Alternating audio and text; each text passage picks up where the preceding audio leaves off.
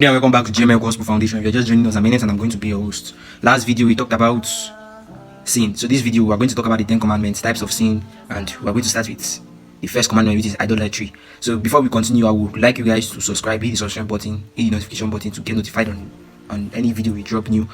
Like and share to your loved ones. So according to the scriptures, let's start with the scriptures.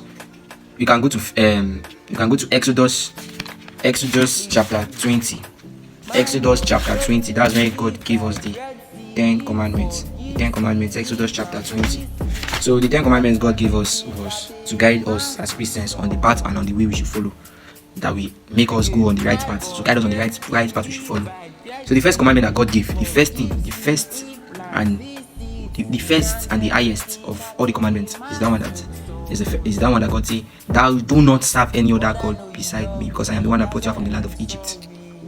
Do not, he did not say maybe do, he said don't try it in your life. Do not serve any other God beside me. And let's talk about idolatry. What is idolatry? What is an idol? Idol is anything that you use to replace the time you're supposed to give God. The time that you are supposed to have with God, you use something to replace it. Maybe you were to pray this morning, then instead of praying this morning, you will now start doing a business, like a business you're supposed to have done since yesterday. You'll not continue it today, and the moment and the time you're supposed to give God. If you notice, most of these musicians and most of this, like those say, when they ask those saying, what is the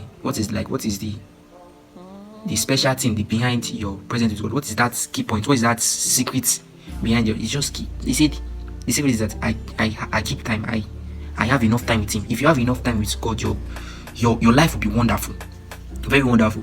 So in the Old Testament, God made me understand that before He gives something or before He starts something, He gives a warning. And these sins that I highlighted in the last video, that we human are fond of, that the sins are raging in the world. The sins is common in this world now. Those are the sins that God gave warning in the Bible. Warning against idolatry. Warning against idolatry. 1 Corinthians chapter 10. Then that 1 Corinthians chapter 10, if you check from 10 to, if you read it, there's a part that said when they did not change, like the part that said they continued in worshiping of idols and sexual immorality and so on, and stealing and so forth and so on, and 23,000 of them fell dead. It's going to happen. That one will be here. 23,000 of them fell dead because of this sin that God is warning us against. Then let's go to Psalm 44:20 from verse 20 to 21. If you stop worshiping God and worship a foreign God, He will know, because He knows our insight. He knows our inside mind. Then James chapter 4 verse 7, submit yourself to God. As a believer, submit yourself to God, and the devil will flee away from you. See, us now at this current time, I know it's important for us to look for money. Yes, I know it's important. And some people serve different idols because of money. Some people put their hand in different things because of money. But let me tell you, in the Bible, God told us not to worry. In the scriptures of Matthew, He said, do not worry, for as far the birds of the air and the fish of the sea does not look for what I am looking for. Did they look for money? They don't look for money, but I provide shelter for them and food for them. So who are you that I created in my own image? Who are you that God now created in His own image that He will not answer you? If you put God first, He will make you rich. Look at the story of Job. Job was not a poor man. No. Job was a very rich man that God was even proud of him. God was proud of him. Then you can go to, let's see, 1 Timothy verse 6 to 11.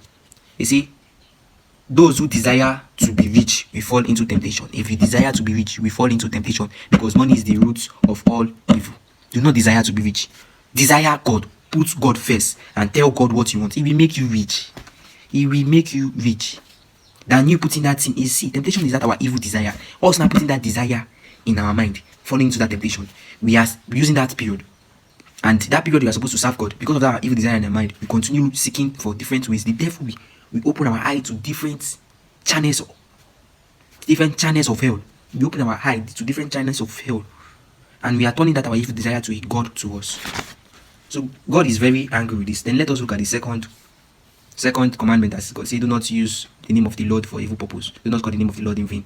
If you go to the scriptures of Matthew chapter 23 verse 16, the hypocrites of the law of the Pharisees, the stupid law of the Pharisees. Sorry, I said stupid, but the law of the Pharisees. The Pharisees say that if someone swear by the temple, it is not bound, it is not a swear.